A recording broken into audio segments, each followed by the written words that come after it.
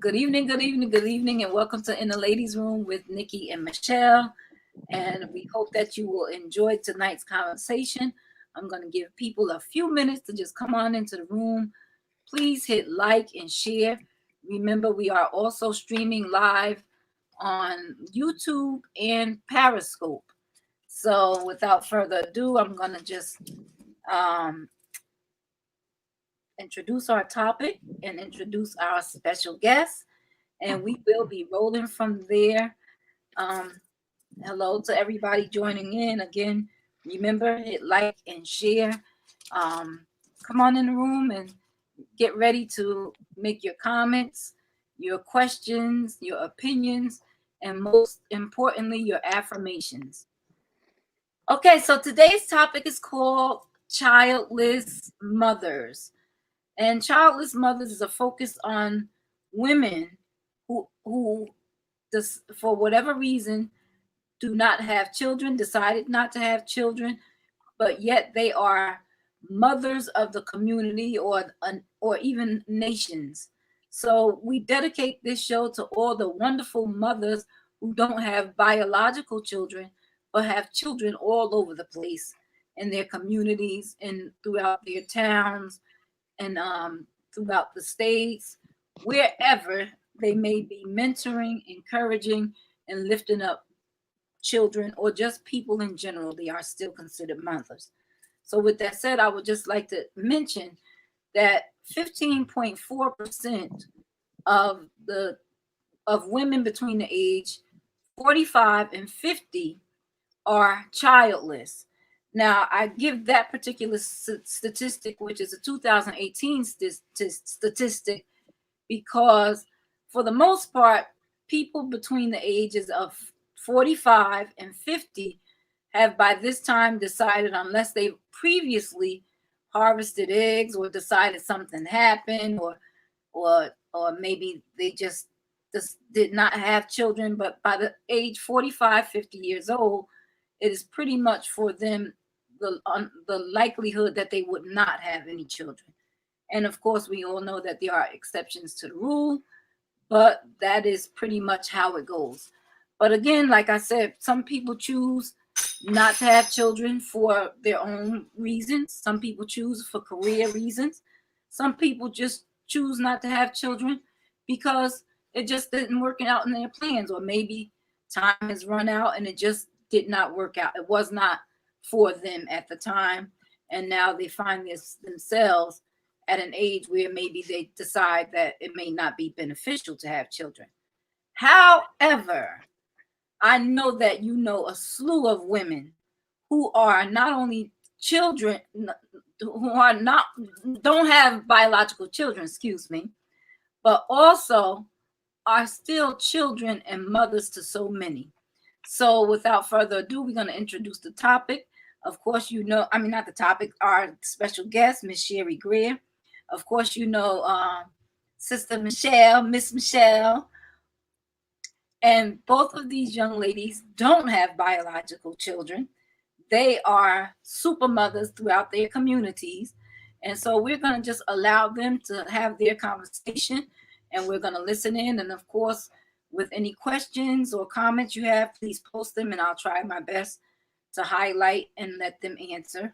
But without further ado, let me just introduce to you Miss Sherry Greer, who was born and raised in the city of Passaic and is the youngest of 3 siblings. Sherry is a graduate of Passaic School System and holds a Bachelor of Arts in Passaic Administration from Keene University and a Master of Science in Health Science from NJCU. Sherry has served in the Passaic Public School System for 26 years. Girl, you ready for retirement, right? And is a student assistant coordinator and anti-bullying specialist for the district's elementary and high school.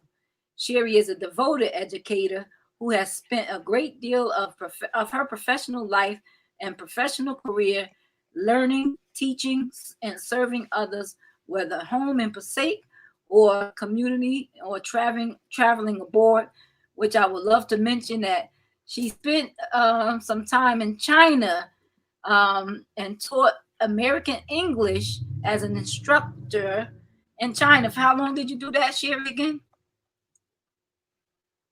Yes, you're You're on unmute. mute. Unmute yourself. I was there about Six years? 6 to 8 Oh, weeks. 6 to 8 weeks. Okay. So, Mhm. as you can see, Sherry has been not just a mother to her community, but all over the world. She's been mothering people. So, with that said, I just want to ask the both of you to just briefly share with us how you wind up at this stage in your life without having children, and what has that meant in your life or not. Sherry, And just before we deep dive in the conversation, I want the ladies to come on in the room and say hello. Let us know that you out there. Say hello, drop a comment. And don't forget to send over your questions, thoughts, and as Nikki said earlier, your affirmations. So go ahead, Sherry. Let's hear the story. Well, I don't think that it was not being a mother. I don't think that was part of my plan. I think that part of my plan was I was going to go to college at 25. Once I graduated from college at 25, I was going to have a kid. I was going to be married. I was going to have the house and the dog and the whole American dream. But it didn't work that way. I immediately upon graduating from college, I entered into Passaic school system. I was a substitute teacher for 5 years. And that wasn't part of the plan because my undergraduate was public administration. So I had no desire to be a teacher. I had no desire to be even part of education. Oh, wow. I believe that that was a path that was chosen for me. And even in those 5 years, I've taken the test to be a teacher and it never happened because I never passed. But for some divine reason, a spot in the space was made for me and I've been there ever since. So in that, I'm 25 and now I'm hitting 30 and I wanted to travel the world first. And so I did that. That's when I traveled abroad and got the opportunity to learn about something that I had a passion for, and that was for theater and arts. And so I'm just glad that I took on that. I went by myself. So before I knew it, I was 35. And I'm going back to school because now I have to get my SAC certification in order to maintain my job. So then I complete that and I did some more, traveling. And next thing you know, I was 40. And so it was, I think in my mind, I was trying to reach a financial place because now at this point in my life and at this age, what if you're not in a serious relationship? Okay, you want to make sure that you are able to take care of yourself, take care of your child, and be good and still maintain the lifestyle that you have or you have grown accustomed to. And that lifestyle for me, that was making sure I had the ability to travel. I had the ability to, maintain a nice car. I've had my share of hoopties, but maintain a nice car and also maintain the ability to go out and socialize. Right. But that never happened. So then I woke up, I was 40, and then, I'm saying my clock is ticking. And so it still never happened. And at 45, I found out that, I have fibroids. And that became an issue. I've never had issues with fibroids. I never had issues with menstruation, none of that. I was an athlete. So if I had cramps, that's just something you dealt with. You figure it out, you work it out, you stretch, and you good. And so then I found myself thinking about, you know what, maybe I'm going to try to do this at 45, 46, you know, not in Oops. the, No, you yes, didn't. I said it was a thought. Okay. It was a thought because, again, we live in a society where people have their own wish for you as well. Why you don't have no kids? You want kids? When you gonna have kids? So then you start putting that pressure on yourself. And then you start thinking to yourself, well, what's wrong with me? And then, what can I do? And then, at that point, we're in the new millennium. So it's like, okay, there are single mothers that are out there. There are single mothers who are doing it for themselves. And you are established and you're doing it. So why not? So it's Until interesting listening to your story, Sherry, because I think ours are so similar in so many ways. So similar, yet different. And I'll tell you why. I think I found myself in the same boat, right? I think every girl theoretically grows up or thinks that, I'm going to go to school, I'm going to get married, I'm going to have kids, I'm going to have the house and the car and the picket fence and this and that and the other. And so I think the slight difference for me is that I never really had a plan because growing up I was scared of everything, mm, especially the unknown. And having a kid was definitely unknown. So I wasn't necessarily interested in rushing that process, but I certainly thought I would get there, right? And then just like you, I found out a little bit earlier, here come the fibroids, right? And then I got married and I said, well, let me go ahead. I had a myomectomy before my first wedding back in '05 to get that taken care of, and then thought, I'm getting married, this is going to be the natural progression. And then to your point, it didn't happen. It didn't happen. And I was already up there, and I was already into my 30s when I got married the first time. So I was already cutting my window short. But here's the interesting thing for me. This is where we differ.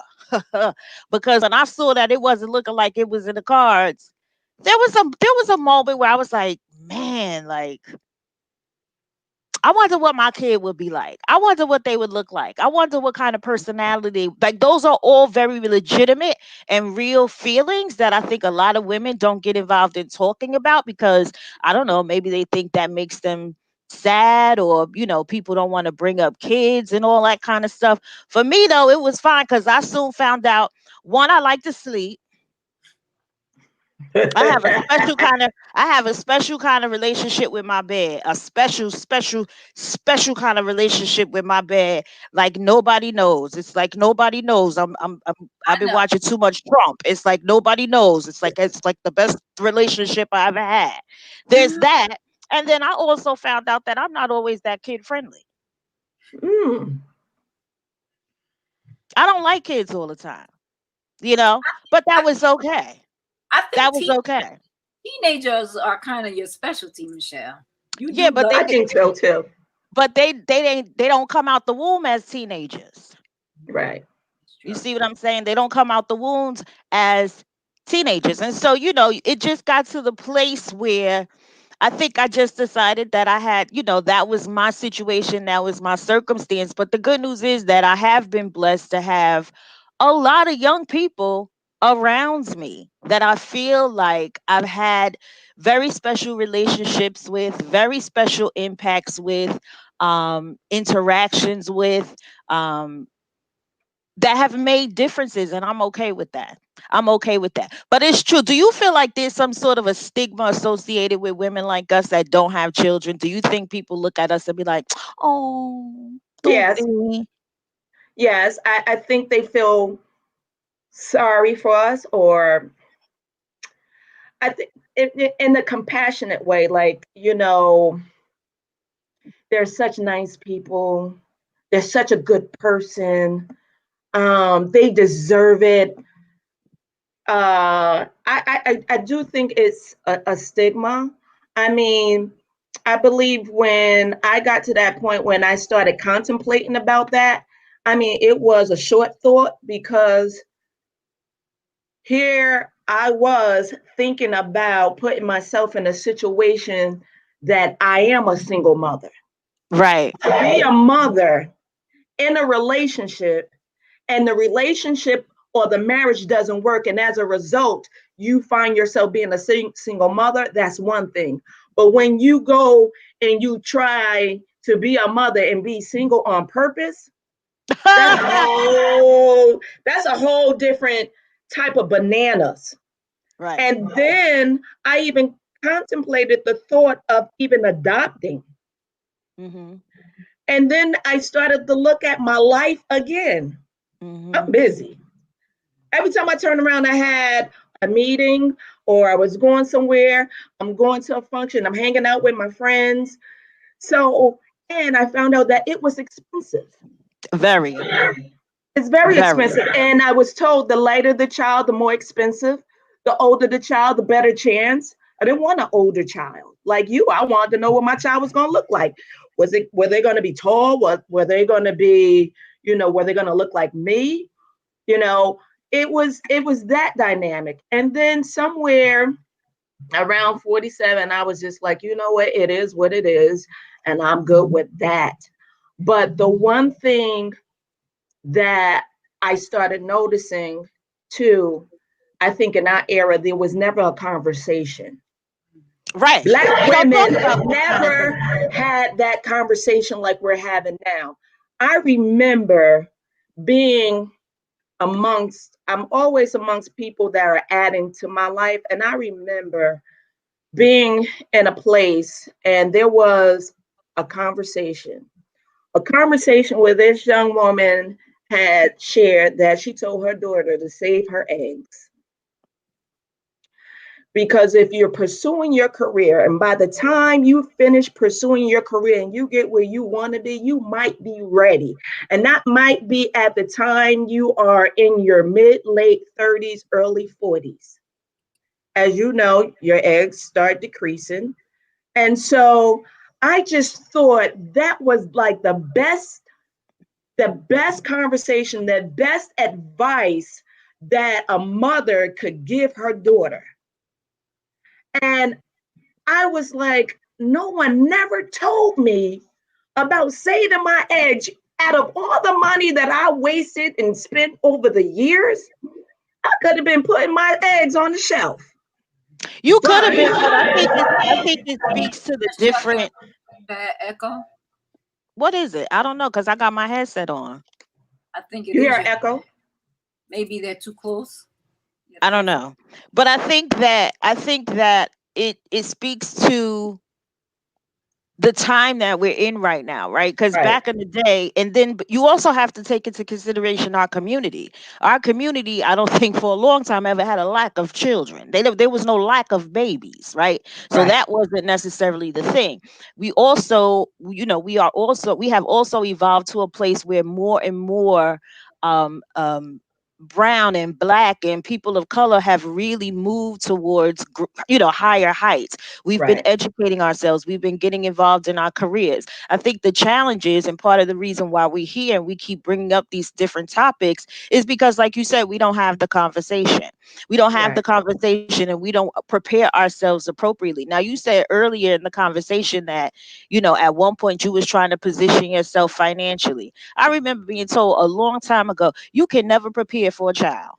I don't know how true that is because I never had one, but they tell me you can Yeah, never prepare for a child. You're never gonna be financially stable enough. You're never gonna be emotionally. I think it's one of those roles, right? mm, One of those real tasks in life where you have to kind of take it as it comes, which in hindsight, this is why we have to really trust God too. Because when I look back now and I think to myself, God, why you didn't give me a kid? Why did I didn't have I don't think I can handle a kid. I don't mhm. think I'm stable enough to handle a kid, particularly in the world that we're living in right now. Oh yeah, And I just can't help but to give, honor and grace and praise to all the mothers out there, much less yes. single mothers. My God, I don't even know how they sleep at night. Like, I don't know if I would be emotionally stable enough to handle that type of pressure. Worrying about my sons driving while black, worrying about my girls out there in the street, worrying about this world, worrying about society, wondering where they are, wondering if they're gonna. I don't know if I can handle it. And there's a huge responsibility on parents nowadays, right? Mhm. Before, you just had to take them to school, make sure they learned how to read, write, and do cursive. Now you got to teach them how to walk, how to. No, I'm serious. Like, it's a huge I agree. responsibility. And so when I look back now, I'm kind of sort of like, ooh, I don't even know if I would have been able to handle that. So I feel like God always got something, right? He always got something, some ram in the bush. And so oftentimes we put in the exact position where we need to be. And so and it's interesting. I think it's kind of safe to say, like, a bunch of my girlfriends, like, I feel like I'm the cool auntie. I'm the one they're gonna come and tell the secrets to. I'm the one they're Mhm. gonna confide in. I'm the one they're gonna come tell nasty stuff to. And they know that I'm gonna get them all the way together, right? That's our role, Sherry. That's what we got to be here for. Because there's Abs- certain things they're not gonna go tell their mother. Absolutely. And it's so interesting you said that because I was that daughter. I was that daughter that went to my friend's mother Mm-hmm. and we had conversations. But of course, my mother knew that. But what I proud myself with my parents, they always surrounded us with people that whatever they spoke, no matter what household I was in, spoke the same language. Mm-hmm. So I'm so good and comfortable with where I'm at. And to your other point of just worrying, I have one nephew. I think about him all the time out there, out and about, especially in this day and age. And it was so interesting. My brother was stuck here with me during the pandemic. And the one thing we had, the one conversation we had, we were talking about kids. He said, I don't know how people do it with more than one child. He said, Oh. it's taken me, his mom, himself, it took my mother, my father, it took five of us to help with this one child to make sure that he was so well rounded in all cases. And now, not having no parent, I just truly believe I became like the parent of everybody. Like, where are you? How you doing? How's this? I become the worry wart, but you know, I truly believe in all the things that I lacked in my growing up. I now take those conversations that I didn't have, and I have those conversations with young women. I believe my oldest student, the age range, are now they in their early mid 30s. Ain't that So crazy? I now have that conversation with them as you are pursuing your career, save your eggs. So maybe it wasn't for me to do, but it was for me to tell someone else. So those things that I missed out on and that I wish someone had shared with me, I'm now sharing with them. And so it's helping me fulfill that in that case. Like you also, you said that you couldn't do younger kids. I was I was working at Lincoln Middle School for 24 years. Couldn't stand younger kids and I didn't want to deal with them. And I never worked in the high school, so they were too old and they were too young, grown for me. So I love the middle school kids, the adolescents, but that's all I Mhm. knew.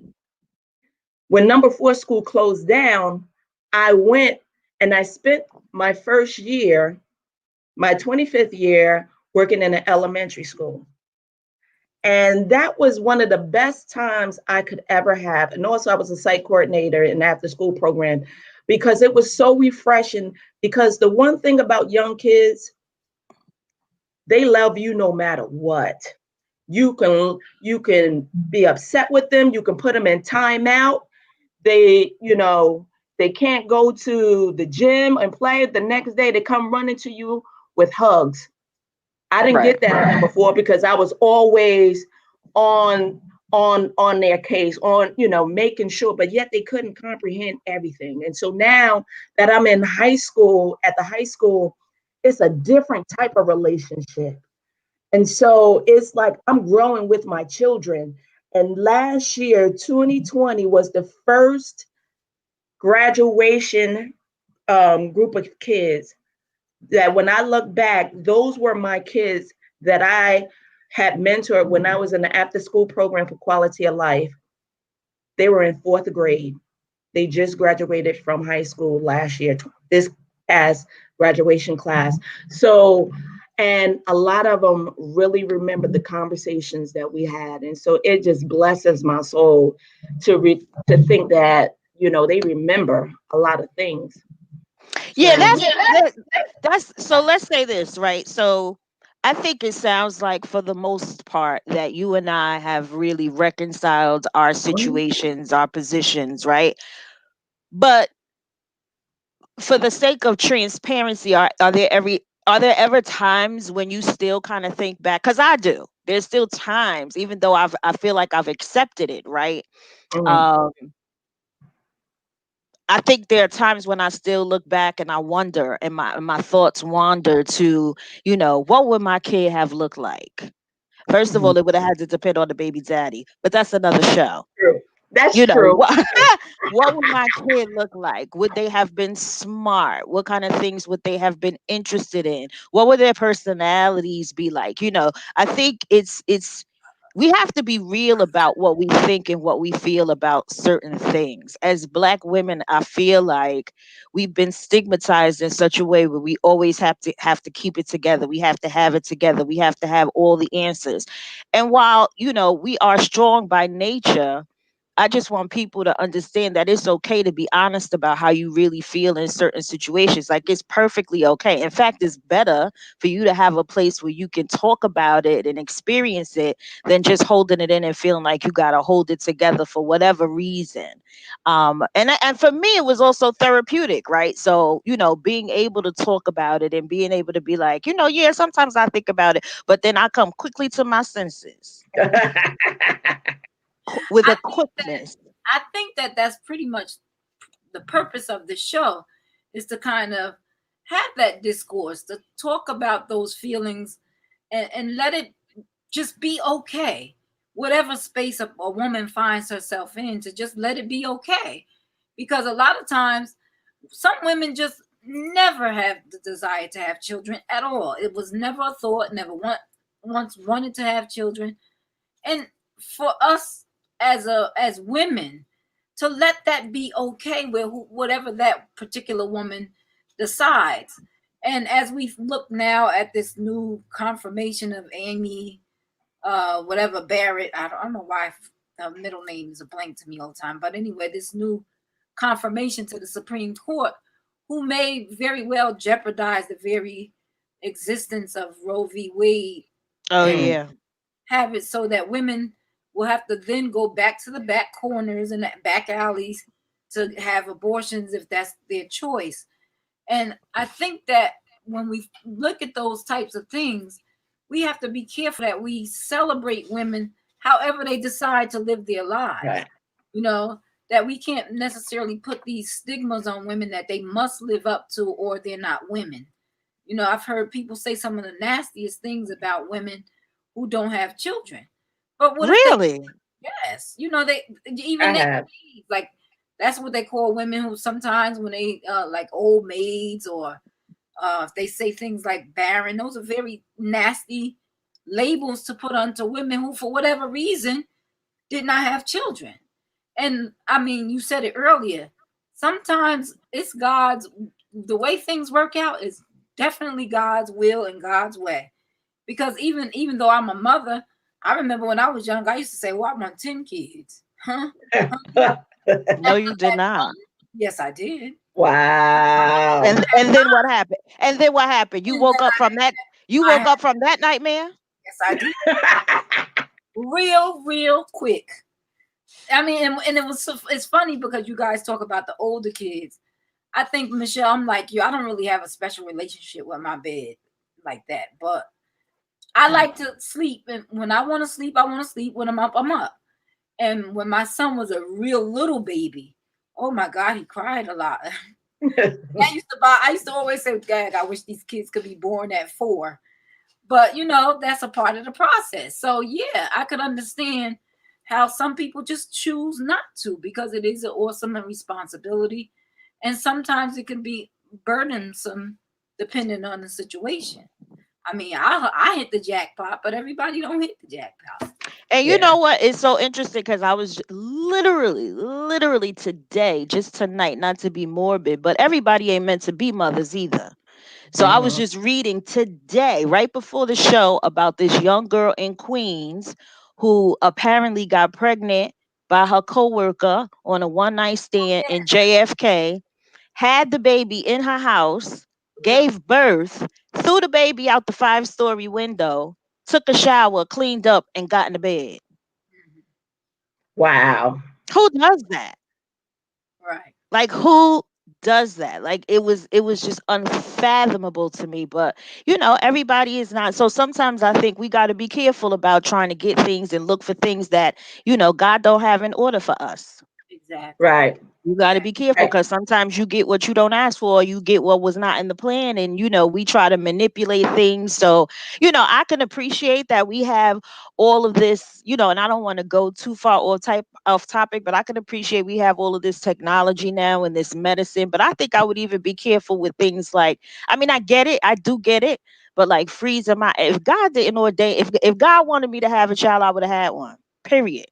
You know what I'm Mhm. saying? Like, if that, because now I got to spend thousands and thousands of dollars. And I know people who have gone through in vitro, but you go thousands and thousands of dollars on in vitro and all of these other things. And it's like, now what? You know? Yeah. And to piggyback off of what somebody said, I can't think of if it was Michelle or Nikki.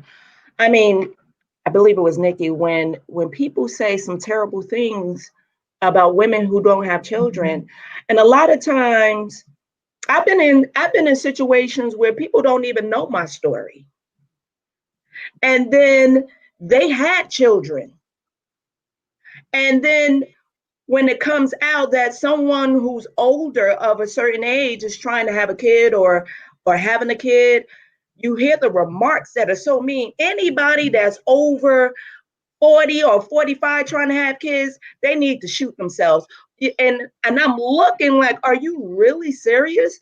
This is your thought on how you think about women who want to be a mother. You don't even know what was going on in their life. You may be fortunate to have had children at a young age, but you don't never ever know anyone's story. But to sit back and judge a person, it was it is very mean, and you have to really start thinking about what you say, because you could be offending somebody else. And I was just and I sat back and I listened. I was just like, you know what, I would never ever tell you my story, because you would be the very person that would sit back and judge me. And so, even with your point about when you had said, Michelle, when you talked about sometimes every now and again you think about it, when I'm around a bunch of children, my children's name, any kid under 5, my name is Cookie. Cookie is much easier to Cookie is much easier to remember than Sherry.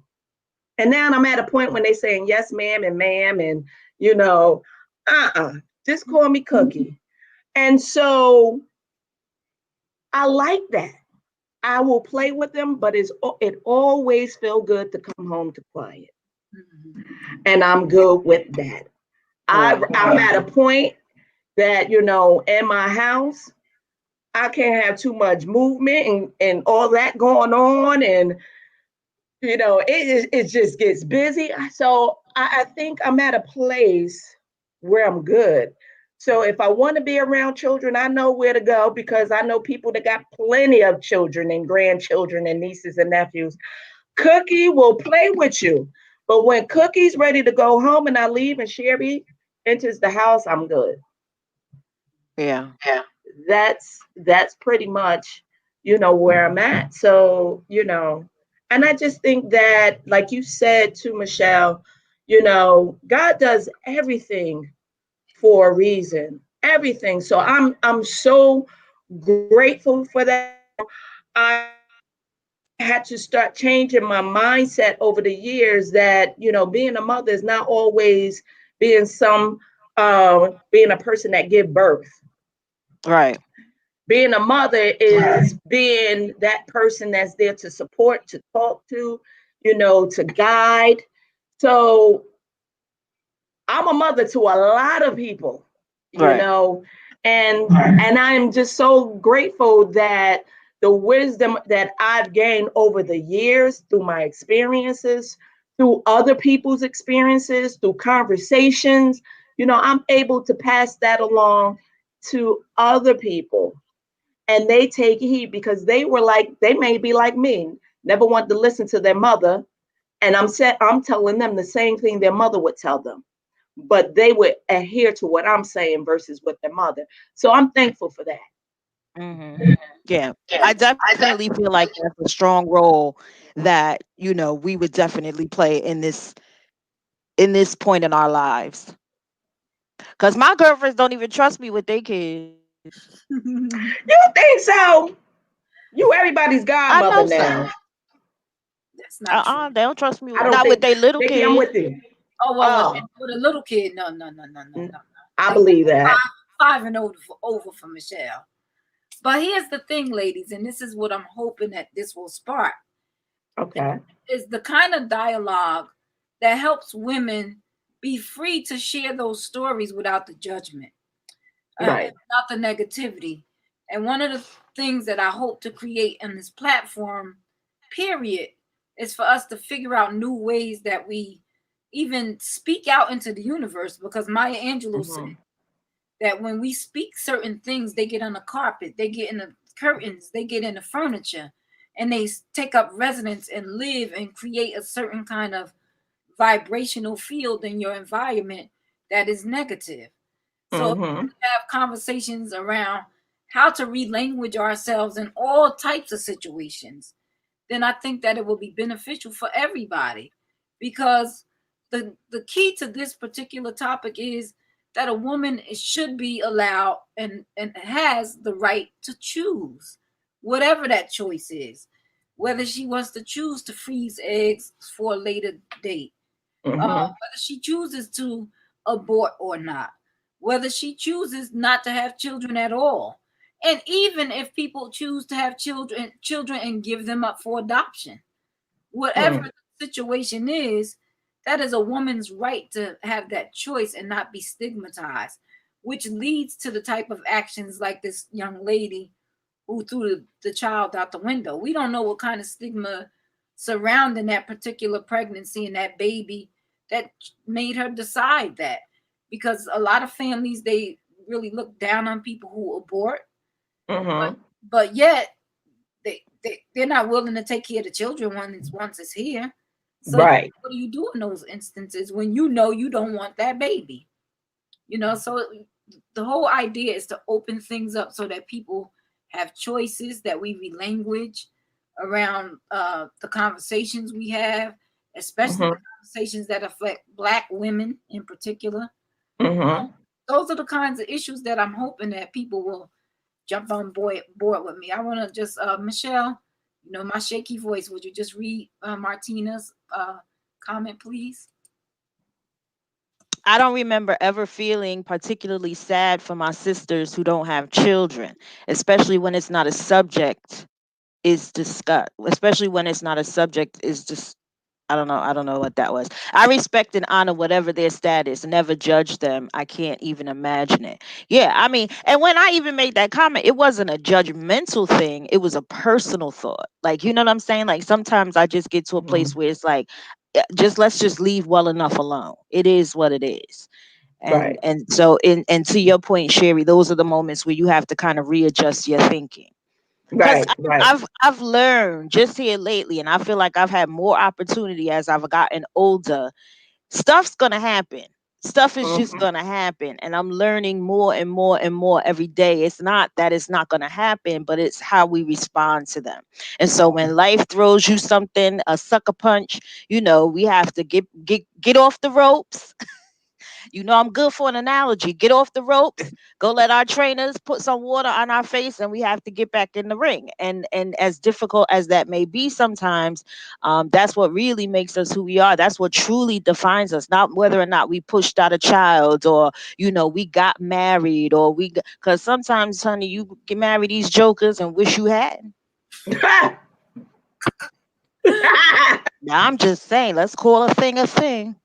It's the truth. Woo, It's true. So, I want to I want to see and feel and empower all women to just, live your life, live your best life, live your authentic life, and don't, let all these people and things outside define who you are, and because I think we clearly understand that a mother is just not somebody who gives birth. I read a really interesting, I don't remember it now, but I read a really interesting quote that kind of spoke to that. But I don't want to make it sound like it's easy either, because I do realize that it's challenging sometimes, particularly when you have all of these people around you, all these things. I went to the baby shower one time. I wanted to go to Babies R Us. They got the cutest clothes. You know what I'm saying? You think about those things. That's not unrealistic. And I don't want women to feel like they have to be ashamed of that, you know? And now a bunch of my friends having grandbabies, which is Yeah. weird. It's so weird. Yeah. We're Like that my age. friends are grandmothers. Like, OMG. Like, I just can't even wrap my brain around it that Kim is a grandmother, you right. know. But it's true. It's true. That's where we are right now. And, please, what kind of mother would I have been? What kind of grandmother would I have been? I would have Right. been the screaming grandmother, though. Get your kids and go home. Y'all got to go. I Yeah. need y'all all to get out my house. That would I have been think me. And then you have that group now, as you said that our friends are now becoming grandmothers.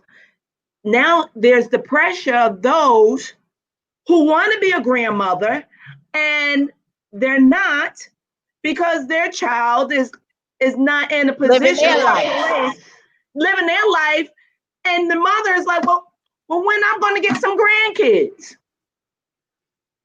So Yeah, I that's think crazy. I think it's a lot of pressure that society puts on us, because I think a lot of times we think once we reach a certain age or status that we're supposed to be in a certain group, and that's not true. I mean, it's not true now that you're aware of it, but in that moment and in that time, we're not aware of that, you know. So it's always going to be something that we want to do. Right now in my life, I think I'm on such a path that, my job is to help people, help kids, and give them, because we have a lot of kids out there, but a lot of them don't even have that developmental skill to make a healthy decision. That's why we got that rate of kids that's out there, teenage pregnancy or drugs and alcohol, or they're stressed and depressed or worried about whatever. And so I just feel that that is part of my purpose. And I can't and couldn't be able to do that if I had a child. I think where I'm at now is divinely ordained Right. not to have one, but to And I let know I our wouldn't be able family. I wouldn't be able to sleep as many hours. Move back from your computer. I For wouldn't me, be able to No, I wouldn't be able to sleep as many hours if I had a kid. why do you And sleep so it's funny much? though, because I love it.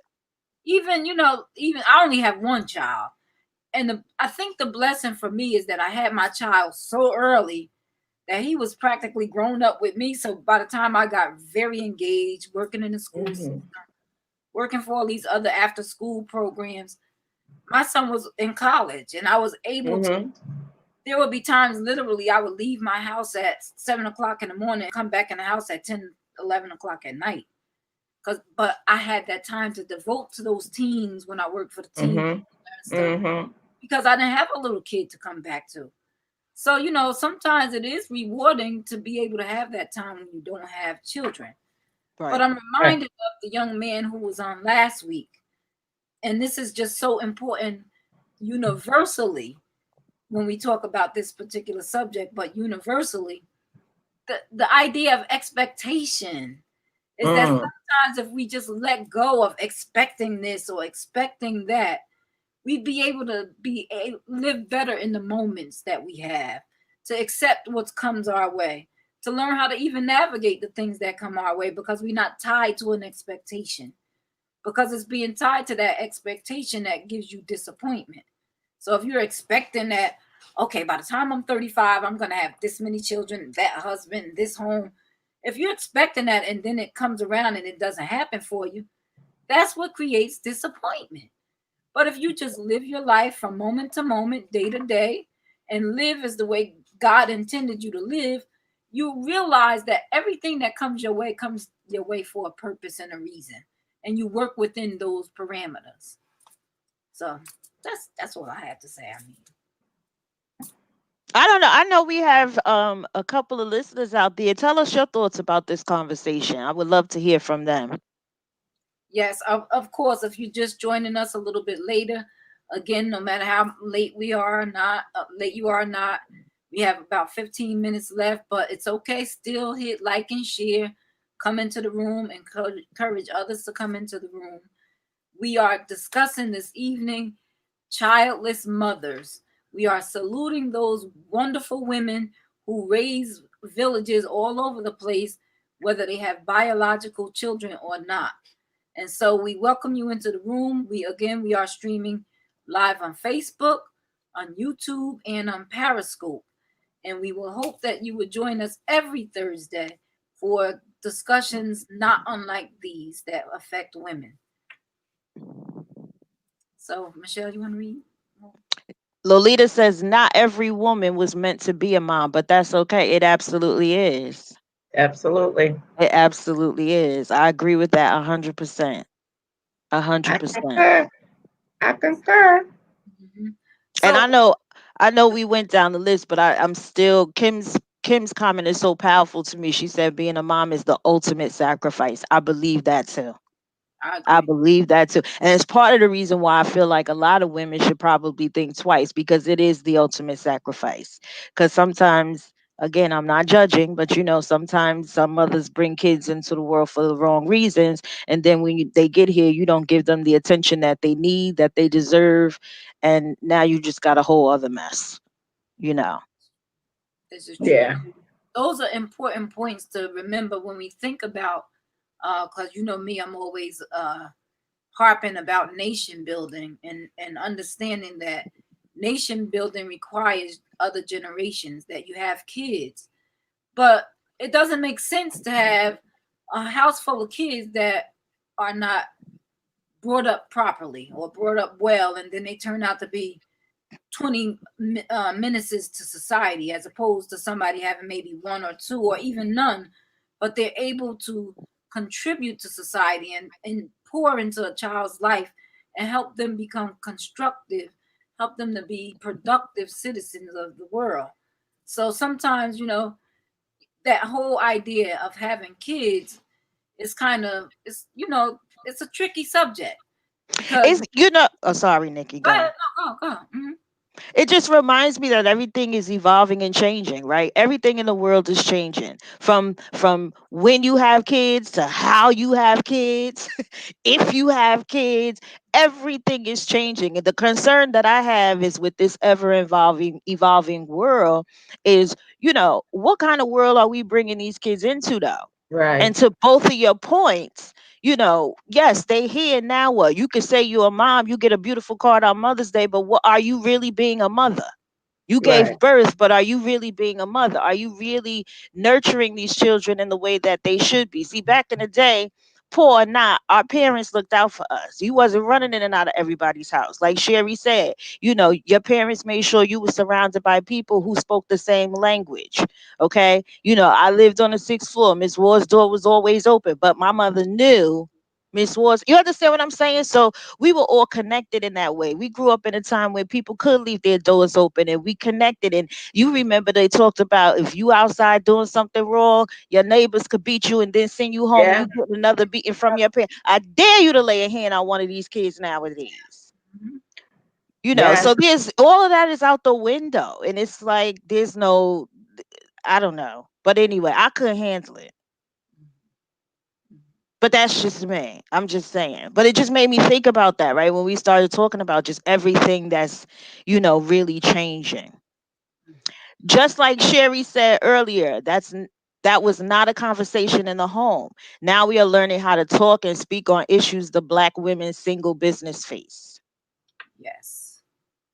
And I think that's kind of almost as important as the whole decision to have a baby is what's the conversation like in your home environment, in your family around having children.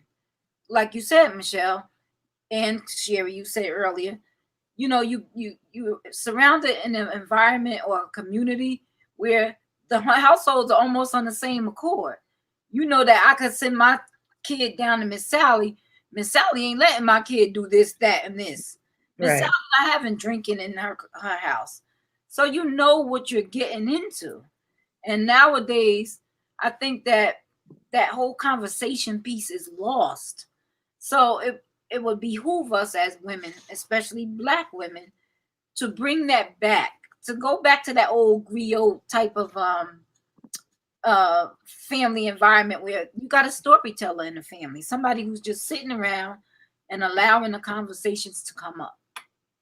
Well, you know where the conversation ceased Mhm. is when all of this cell phone that kind of broke the connection of communication. We grew up together. We gathered. We Yeah. gathered in my aunt house. You know, we talked.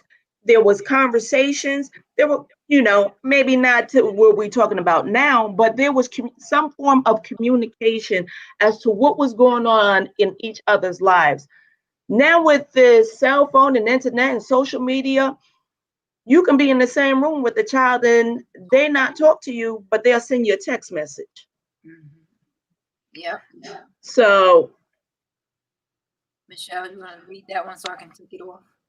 I'm 33, no kids. None of my siblings have children. A majority of my friends have kids, so I often joke with them saying, I'm going to be the 40-year-old with the one with a 1-year-old. I would like to have kid or kids because when my immediate family is gone, that's it, and I'm the only hope of continuing our legacy. That's a big thing too though.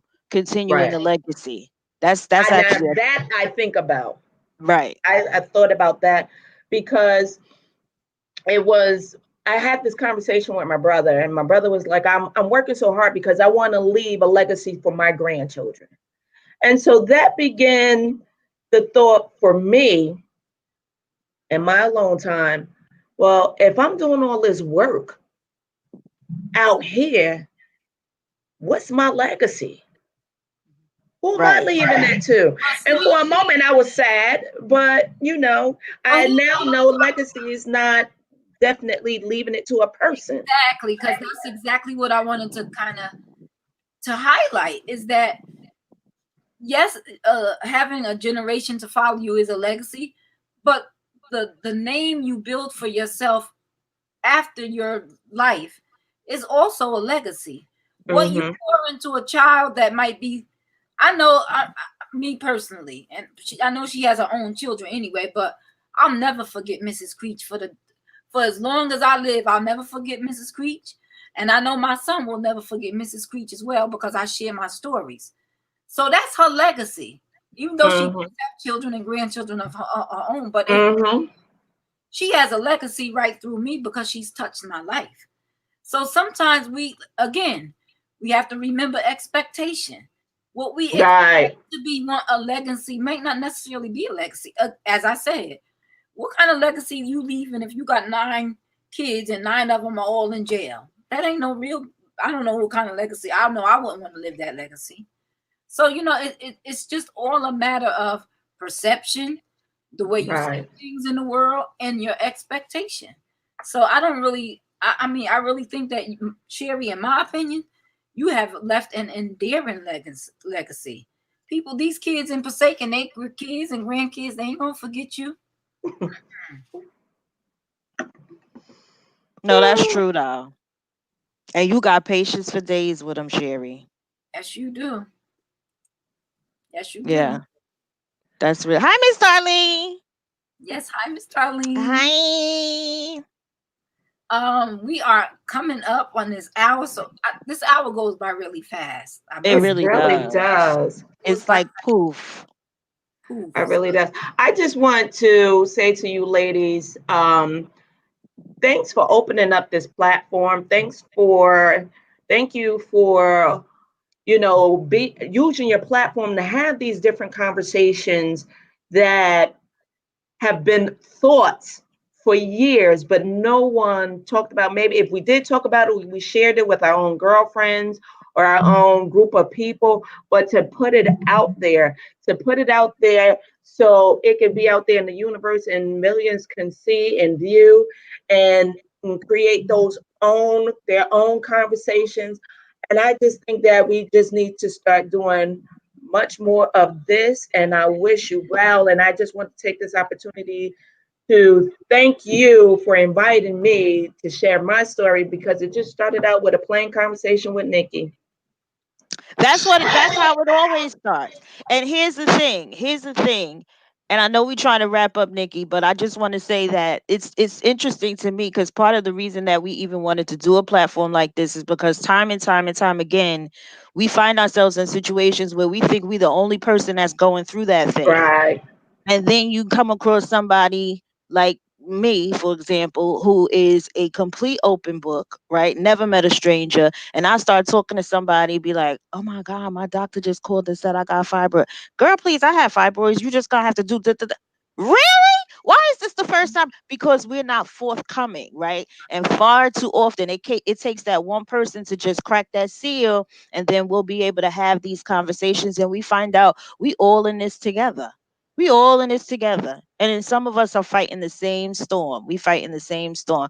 Hold on. Nicole got her life together. Can you I can have you I have always found great joy in being an aunt to my nieces and nephews, and I still relish in knowing the respect they have for me. It's a title I never took lightly. I held myself accountable to each of them and obligated myself to them in every and any way I possibly could, instilling morals, values, religion, discipline, birds and bees, drugs. There's no topic was or is not addressed. And the blessing for me was having the blessing of their parents to be able to play the role of being a parent. that Wow. is so wonderful. That's like That is so that's a wonderful. great wrap up because that's Gr- exactly who we are saluting. You ladies who do that extra job. I know for sure, even though I was upset about it at the time, but I know for sure my son has gone to Michelle with stuff he didn't tell me until after. But anyway, It is what it is. you ladies are the ladies that us mothers thank you for. We depend on you. We need you, and this life could not be as special without you. So I just wanted to take this time to let you know we thank you, we appreciate you, and we're gonna keep lifting you up, praying for you, and that's what it's all about. So I'm gonna let you guys say your last words before we get out of here. But I just want to say before I pass it off to you guys that we are here every Thursday in the ladies' room with Nikki and Michele discussing topics that affect women. And we are going to be looking for in the near future, hopefully maybe to do a broadcast sometime in around January. We would like to have a multiracial discussion about race and how women can support each other in this highly racial sensitive time. So I'm reaching out. I know this platform is filled with the most wonderful Black women anywhere on this earth, but we would like to invite some other groups of women to come in for us to have this discussion. If you would like to be on the panel, just DM me and I'll respond. Michele, I'm going to throw it to you. Your last words. I just want to thank all the ladies again for being here. And I would ask you, I'm going to humbly ask that you would continue to support us, show up here on Thursday nights at 7 o'clock. Tell a friend, phone a friend, like, subscribe, bring somebody with you the next time. We trying to get this thing together. We trying to make moves and we trying to grow this platform so we can share as much information as possible. But Nikki and I can't do it ourselves. So we're going to rely on you to help us along the way. And with that, I want to say thank you for another great show. Another beautiful Thursday evening with my girls. Thank you, Sherry. Thank you, Sherry, so much for being here. I Thank knew you you. would be an amazing dynamic guest. Always a pleasure to talk to you. Always. You know, we could go on and on and on and on. I'd be cool. I need to get my hair done soon, so I might be calling you up. So I'm going to give Call, just call me. And I only have one thing to say. November 3rd, vote. Just vote. yes. Walk, crawl, just get there. Put your ballot, vote early, vote that day. I don't care Vote, what you do. vote, vote. Vote, vote, vote. Yes. Ladies, have a great night. Nicole Willis, I love you. Yes. Hi, Nicole. She's the best auntie. She's We my love first friend that was ever an aunt. Yes. We love you all. Good night. Enjoy. I think it's time for talking with Kasim. I think that's the name Yep. of his. Yep. So go on Inspired to aspire. to Behold talk with excellence. Kasim, and we'll see you guys next Thursday in the ladies' room with Nikki and Michele. We love you all. Thank you so much for your comments, your questions, and your affirmations. We love you. Good night. Good night.